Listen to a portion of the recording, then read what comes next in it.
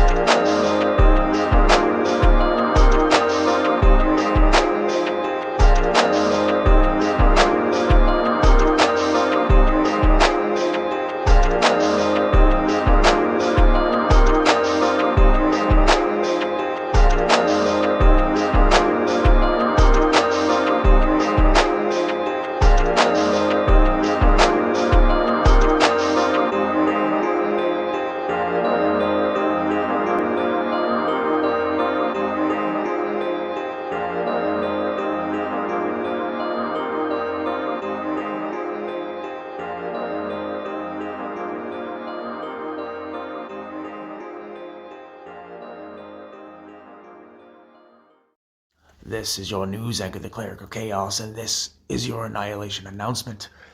The New World Order, the new World Order, is a phenomenon that has been completely captivating people since the dawn of its inception and mentioning in American government.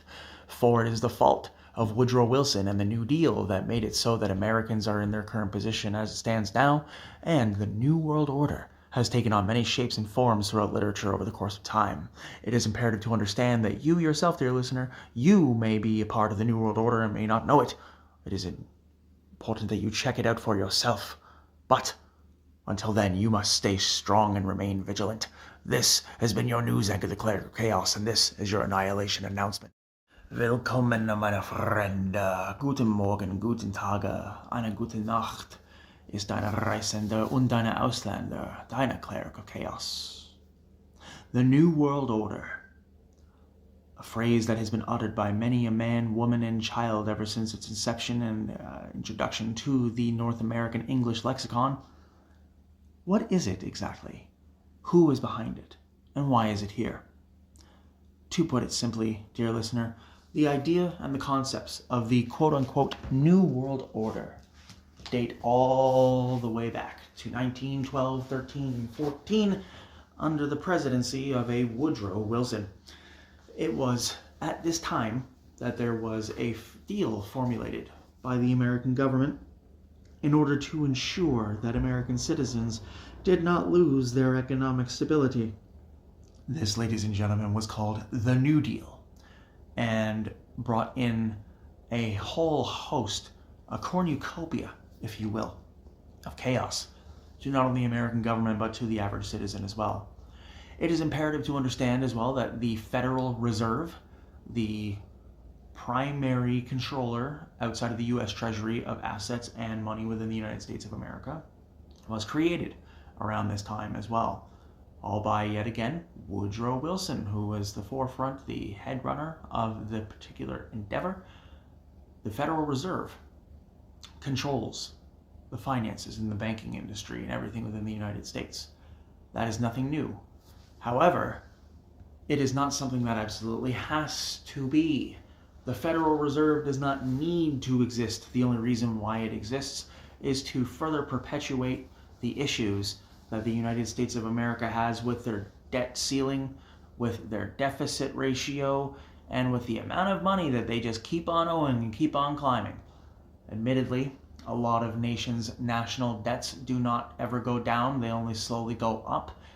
But it is worth noting that from 1914 all the way to present day, one of the main reasons the United States is in such a terrible position internationally, despite their credit rating, is that they are known to throw lots of money into war and no money into education. They throw a lot of money into hedge funds, but no money into healthcare. The United States of America and the Federal Reserve and the New Deal and the New World Order, so to speak, was put into play in 1914. And over the course of World War I, the policies in which kept it so that Americans were only rationed to certain items during the war effort in order to ensure that there was enough material and enough food for the soldiers. But the New World Order also contains information that is specific and conducive to those that believe that they are property of their respective country. Let me explain. A while back, there was a conspiracy theory of grand proportion that states that your birth certificate registration number is actually a debt number, that you are a piece of property of the government in which you were born. Your birth registration number is a sequence of code that, if searched on the right website in the dark web, you'll come up with a whole list of information about you, about who you are going to be paying, or about who your labor is going towards. This in of itself was a complete fabrication. This did not happen. This did not exist. Yet there were a litany of people swearing up and down that this was the case, this was the scenario, this is exactly what was taking place at the time. But the inclusion and introduction of the New Deal by Woodrow Wilson and the subsequent evolution of the American government all the way through the Great Depression, through the Harry S. Truman years throughout World War II, all the way until present day, the New World Order term has been used to symbolize and identify a new way of change. A new era, as much as I hate that word, a new era of people not knowing exactly where they're going to stand, what they are going to do with their lives, how they are going to control and invest in their own lives. No, the New World Order wasn't necessarily about complete and utter control of every single micro level of the United States, America's citizen. No. It's meant to be a buzz phrase. It is meant to encapsulate a large amount of operations, projects, plans, sequences, and missions that the United States government and other entities have. The New World Order is still very much so a thing. You want to take a look at some more decent details and some more definitive information that this type of behavior is not only encouraged, but it is also strongly requested? Look at the Bilderberg Group. They meet every year in a different place in the world, and it is comprised of the most elite, wealthy individuals and the individuals who essentially control everything. Yearly, they gather to discuss plans on what to do with their respective property, how to shape humanity moving forward, and so on.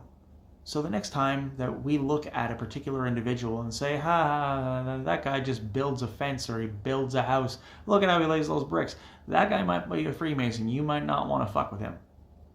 Just saying. Do not let your insecurities or your concern over the New World Order override your level of rational capability. That said, the New World Order, as just completely ranted throughout this section of the program, is just an idea. It is an allegory. It is a metaphor. It is not something that you need to lay awake at night worrying that someone's going to come into your room and kidnap you. You don't have to worry that someone's going to call the government services that are provided to your family and shut them down. No. The New World Order is an idea, an allegory, a concept that has been used in very many situations ever since the dawn of the 1900s. It is up to you to decide what it means and how you process the New World Order. Let us know how you feel about the NWO at thecheatingdeathpodcast@gmail.com. At the top of the program, we promised you a list of our top 5 favorite holiday activities, so without further ado, let's dive right in.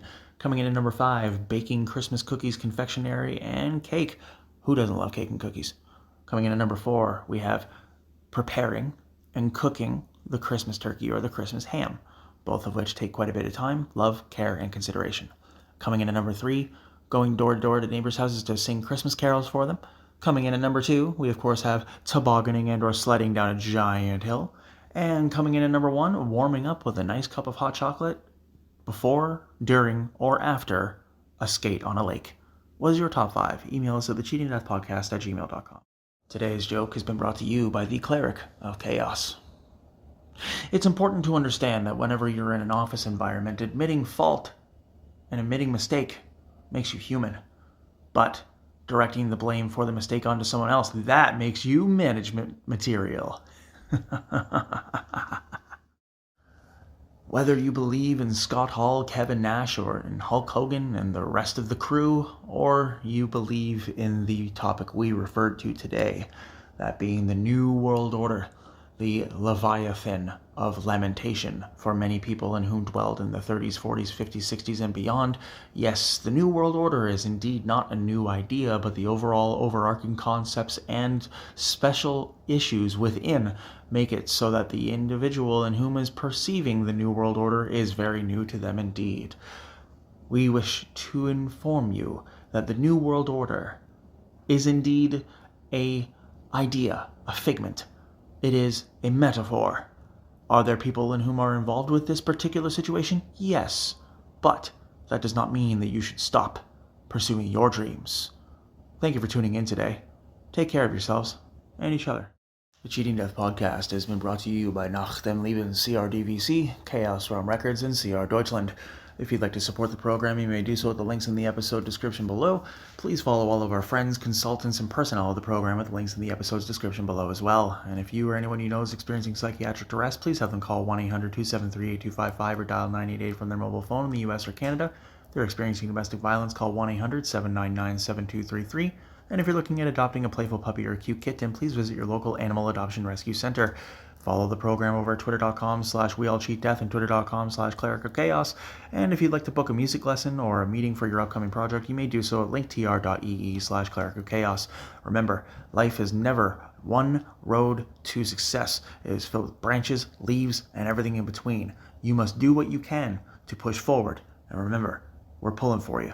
We're all in this together.